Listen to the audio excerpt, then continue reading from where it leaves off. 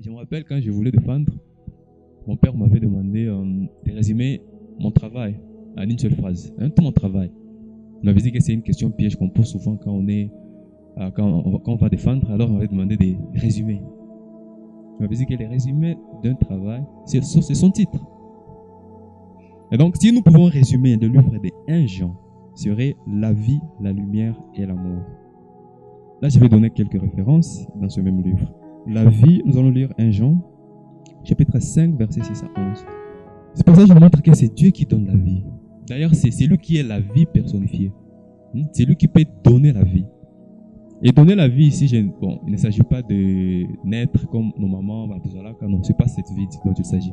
C'est la vie spirituelle. Nous étions ennemis de Dieu, nous étions sous la colère de Dieu, sous la condamnation et le jugement de Dieu. Mais Jésus nous a donné la vie au travers son œuvre qu'il a faite pour nous sur la croix. Donc, il est la vie et c'est lui qui donne la vie. Il est également la lumière, notre Dieu. Psaume chapitre 119, verset 105. Ta parole est une lampe à mes pieds et une lumière sur mon sentier. C'est-à-dire, la parole de Dieu, c'est l'unique lampe qui doit guider nos pas, qui doit guider notre vie éternelle. Si on a crié en Jésus et qu'on vit encore dans les désordres, l'impudicité, le vol et tout, on n'a pas connu la lumière. Là, on se ment nous-mêmes. Nous sommes des menteurs. Donc, si vous dites que vous avez connu Dieu, qui est lumière et qui éclaire nos pas, en tout cas, votre vie doit être transformée à l'image de Jésus. Le troisième mot, c'est l'amour. 1 Jean chapitre 4, versets 7 à 11. Seul le Dieu des chrétiens est amour. Nulle part ailleurs, on dirait que leur Dieu est amour. Nulle part. Seulement le Dieu des chrétiens est amour. Il n'a pas seulement l'amour, mais il est l'amour personnifié. L'amour fait partie de son caractère. Quand nous lisons Jean 3,16, le verset le plus connu, là nous voyons comment Dieu nous a aimés. Il ne nous a pas seulement aimés, mais il nous a tant aimés jusqu'à donner son Fils pour nous. Et il nous dit, alors, comme vous avez expérimenté l'amour, si nous lisons Jean 3, verset 18, verset 16 plutôt, voici comment nous avons connu l'amour. Christ a donné sa vie pour nous. Nous aussi, nous devons donner notre vie pour les frères et sœurs. Donc, si vous avez connu Dieu qui est amour, vous devez aussi aimer le prochain. Et ici, il ne faut pas aimer seulement en parole ou en théorie. Il faut aimer en acte. Il faut aimer en acte. Donc, l'apôtre nous pointe vers l'amour de Dieu et nous demande de nous aimer les uns les autres comme Dieu nous a aimés. Au moins, nous les chrétiens, nous avons une référence. On n'a pas d'excuse pour dire que nous n'avons pas connu l'amour. Nous avons expérimenté l'amour et nous sommes appelés à aimer. Et c'est là alors que l'apôtre Jean termine par dire que nous sommes nés de Dieu. Verset 18. Nous savons que si quelqu'un est né de Dieu, il ne pêche pas. En tout cas, l'apôtre est très catégorique dans ce livre. Quelqu'un qui est né de Dieu ne pêche pas. Il ne veut en aucun cas encourager le péché. Il est catégorique, ne pêche pas. Ou si vous voulez, ne se contente pas. Il n'est pas esclave du péché. Il n'est pas obligé à pécher. Il peut dire non au péché. Je sais ce que ça veut dire. Parce qu'il est né de Dieu, il est né de l'Esprit. La nouvelle naissance est caractérisée par la transformation de la vie, à l'extérieur comme à l'intérieur. Ou disons, de l'intérieur vers l'extérieur. Et donc, c'est très important. Si nous avons connu Dieu, nous devons vivre l'amour, nous devons marcher dans la lumière. La lumière, c'est la parole de Dieu qui nous guide. Et nous devons aussi vivre comme ceux qui ont la vie, ceux qui ont connu la vie.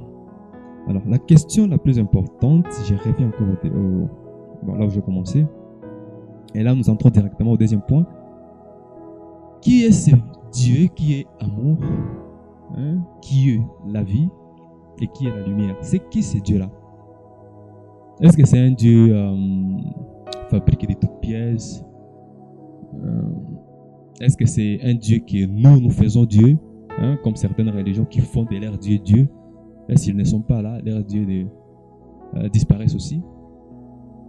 Qui est ce véritable Dieu qui a l'existence par lui-même et qui ne dépend pas de personne pour être ce qu'il est?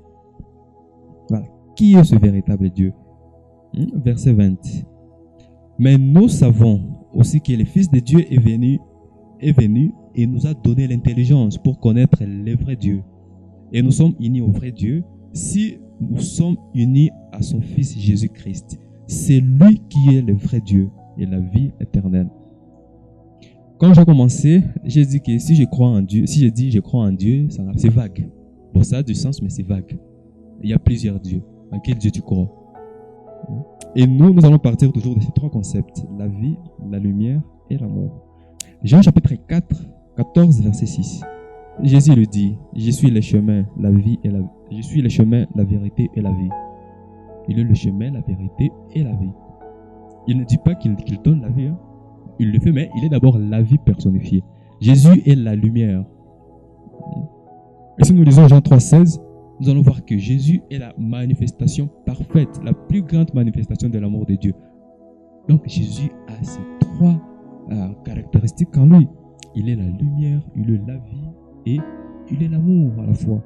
C'est lui qui est le vrai Dieu et la vie éternelle. Et Jésus n'est pas le deuxième Dieu. Il n'y a pas le Dieu de l'Ancien Testament et du Nouveau.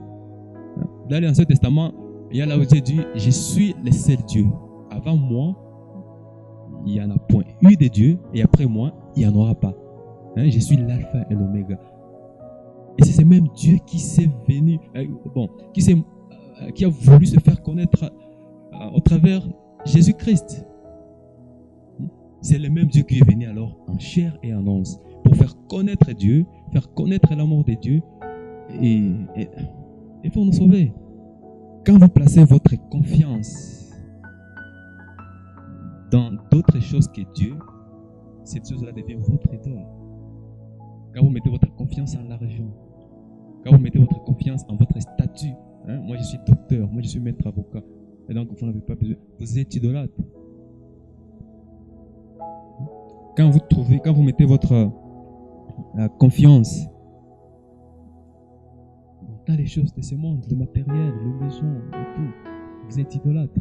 Et quand vous trouvez votre sécurité dans d'autres choses que Dieu, votre salut dans d'autres choses que Dieu, vous êtes idolâtre. Vous faites de cette chose-là votre Dieu. Et donc, nous sommes tous des idolâtres en quelque sorte. Parce que souvent, ça nous arrive d'aimer plus d'argent. Pourquoi tu n'es pas venu à l'église? Non, on n'est pas ta copie. Tu es idolâtre. Il y a ceux qui disent que quand je n'ai pas l'argent, je ne suis rien. Tu es idolâtre. Donc, bon, et autre chose qu'il faut savoir est que le cœur humain a été créé pour adorer. On ne peut pas éviter ça. Si vous n'adorez pas Dieu, vous allez adorer autre chose. Mais c'est ça le rôle du cœur. Adorer. On ne peut pas rester sans adorer quelque chose dans notre cœur. Mais on peut choisir quoi adorer. Voilà, c'est là la différence. Il faut changer nos objets d'adoration. C'est très important. C'est raison pour laquelle la Bible dit: tu aimeras le Seigneur ton Dieu de tout ton cœur. Pas une partie de ton cœur. Tout ton cœur. C'est très important. Tout ton cœur. Donc c'est ça l'idolâtrie. Alors, j'ai posé la question de savoir qu'est-ce que ça fait que Jésus soit Dieu. Je pense que ça... Bon, si nous regardons sa vie, ce qu'il a fait, nous n'avons qu'à placer notre confiance en lui. Bon, premièrement, d'abord, nous n'avons qu'à l'aimer plus que tout, parce qu'il nous a aimé le premier. C'est ce que la Bible dit. Jésus nous a aimé le premier. Il est notre premier amour. Il est mort pour nous alors que nous étions encore des pécheurs. Nous devons l'aimer par-dessus tout. Par-dessus tout, nous devons aimer Jésus. Parce qu'il nous a aimé le premier. Et il nous aime même. Maintenant. Même au-delà de la tombe, il nous aimera. Il n'y a jamais eu un moment dans l'histoire des hommes que Jésus ne nous a pas aimés. Il nous aime et continuera à nous aimer jusqu'à la fin. Et quand nous serons morts, parce que nous avons crié en lui, il nous ressuscitera les derniers jours. C'est ce qu'il fera. Nous devons l'aimer par-dessus tout. Nous devons placer notre totale confiance en lui. Parce qu'il est le Dieu qui ne change pas. Il ne peut jamais nous abandonner. Il est notre assurance dans cette vie comme dans la mort. Alors que nous vivons, il est notre Dieu. Et quand nous serons morts, il restera notre Dieu. Et il nous ressuscitera les derniers jours. C'est ce qu'il fera. Nous devons trouver notre sécurité en Dieu. Pas nous évaluer sur ce que nous avons. Non. Si je n'ai pas ça, donc je suis moins qu'une personne. Dieu n'est même pas. Non. Jésus s'est déjà donné pour nous. Et c'est ce qui compte, c'est ce qui change tout. La connaissance de Jésus en tant que véritable Dieu doit procurer en nous la paix, la confiance, la sécurité. C'est très important, chers amis. Donc, et par-dessus tout, il nous a donné la vie éternelle. Nous avons toute l'éternité devant nous. Nous n'avons rien à nous en faire. La vie éternelle, c'est lui-même qui est la vie éternelle. Il est Dieu, le Dieu véritable et la vie éternelle. Si vous avez Jésus en vous, vous avez directement